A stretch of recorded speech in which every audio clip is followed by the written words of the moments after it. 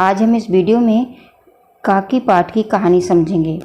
इस मार्मिक कहानी में लेखक ने एक अबोध बच्चे की कोमल भावनाओं को बड़े ही वेदनापूर्ण ढंग से व्यक्त किया है। जब श्यामू को विश्वास हो गया कि उसकी माँ ऊपर राम के यहाँ गई है, तो वह अपनी माँ को राम के यहाँ से बुलाने के लिए उपाय करने लगा। उसके लिए उसने अपने पिता की जेब से पैसे भी चुराए। उसके पिता को जब ये ज्ञात हुआ कि श्यामू ने इस उद्देश्य से चोरी की है, तो उनका मन भी द्रवित हो उठा। चलिए इस कहानी को और अच्छी तरह से समझते हैं। उस दिन बड़े सवेरे श्यामू की नींद खुली तो उसने देखा घर में कोहराम मचा हुआ है।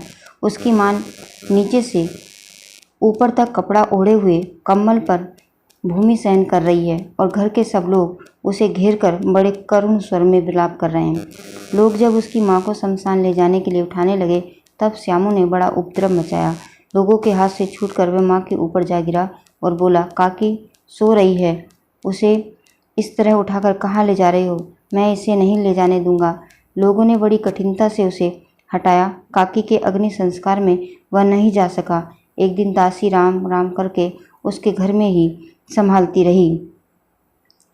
यद्यपि बुद्धिमान गुरुजन ने उसे विश्वास दिलाया कि उसकी काकी उसके मामा के यहाँ गई है, परंतु ये बात उससे छिपी नहीं रह सकी। काकी और कहीं नहीं गई, ऊपर राम के यहाँ गई है। काकी के लिए कई दिन लगातार रोते रोते उसका रुदन शांत हो गया, परंतु शोक शांत न हो सका। वह प्राय अकेला बैठा शून्य मन में आकाश की ओर ताका करता। एक दिन उसने ऊपर एक पतंग उड़ती देखी। न जाने क्या सोचकर उसका हृदय खिल उठा। पिता के पास जाकर बोला, काका मुझे एक पतंग मंगा दो, अभी मंगा दो। पत्नी की मृत्यु के बाद से विश्वेश्वर बहुत अनमने से रहते थे। अच्छा मंगा दूंगा कहकर उदास भाव से कहीं चले गए। श्यामू पतंग के लिए बहुत उत्कंठित था। वह अपनी इच्छा किसी तरह नहीं रोक सका। एक जगह खूंटी पर विश्वेश्वर का कोट टंगा था। इधर उधर उसे देखकर उसने पास में एक स्टूल सरका कर रखा और ऊपर चढ़कर कोट की जेब टटोली। एक चमन्नी पाकर वह तुरंत वहां से भाग गया।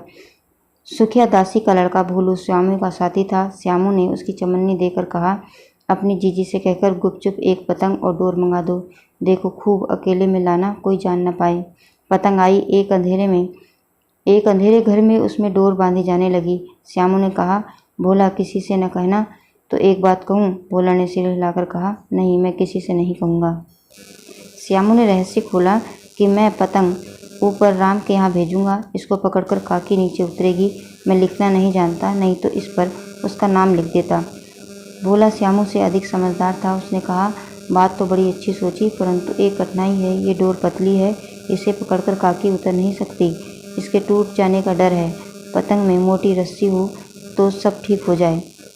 श्यामू गंभीर हो गया। मतलब यह बात लाख रुपए की सुनाई, परंतु कठिनाई ये थी कि मोटी रस्सी कैसे मंगवाई जाए। और घर के जो आदमी उसकी काकी को बिना दया मया के जला आए हैं, वे उसे इस काम के लिए कुछ नहीं देंगे। उस दिन श्यामू को चिंता के मारे बड़ी रात तक नींद नहीं आई। पहले दिन की तरकीब से दूसरे दिन उसने पिता के कोट से 1 रुपया निकाला और ले जाकर भोला को दे दिया और बोला, देख भोला, किसी को मालूम न होने पाए, अच्छी अच्छी 2 रस्सियाँ मंगा दे। एक रस्सी छोटी पड़ेगी, जवाहर भैया से मैं उस पर काकी लिखवा लूँगा। नाम रहेगा तो पतंग ठीक उन्हीं के पास पहुँच जाएगी। 2 घंटे के बाद प्रफुल्ल मन से श्यामू और भोला अंधेरी कोठरी में बैठे हुए पतंग में रस्सी बांध रहे थे। अकस्मात उग्र रूप धारण किए हुए विश्वेश्वर शुभ कार्य में विघ्न की तरह आ घुसे। भोला और श्यामू को धमकाकर बोले, तुमने हमारे कोट में रुपया निकाला है। भोला एक डांट में मुखबिर हो गया। बोला, श्यामू भैया ने रस्सी और पतंग मंगाने के लिए निकाला था। विश्वेश्वर ने श्यामू को 2 तमाचे जड़ाकर कहा, चोरी सीख कर जेल जाएगा। अच्छा तुझे अच्छी तरह समझाता हूँ। ये कहकर फिर कई तमाचे जड़े और कान मलने के बाद पतंग फाड़ डाली। अब रस्सियों की ओर देखकर पूछा, ये किसने मंगाई? बोला, इन्होंने मंगाई थी। कहते थे इनसे पतंग तानकर काकी को राम के यहाँ से नीचे उतारेंगे। बच्चे ने किस प्रकार कहा, सुनिए। इन्होंने मंगवाई थी, कहते थे इनसे पतंग तानकर काकी को राम के यहाँ से नीचे उतारूंगे। यह सुनकर विश्वेश्वर हतबुद्धि होकर वहीं खड़े रह गए।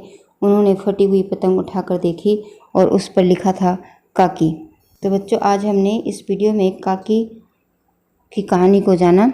मुझे आशा है कि आपको ये कहानी काकी की अच्छी तरह से समझ में आ गई होगी। धन्यवाद।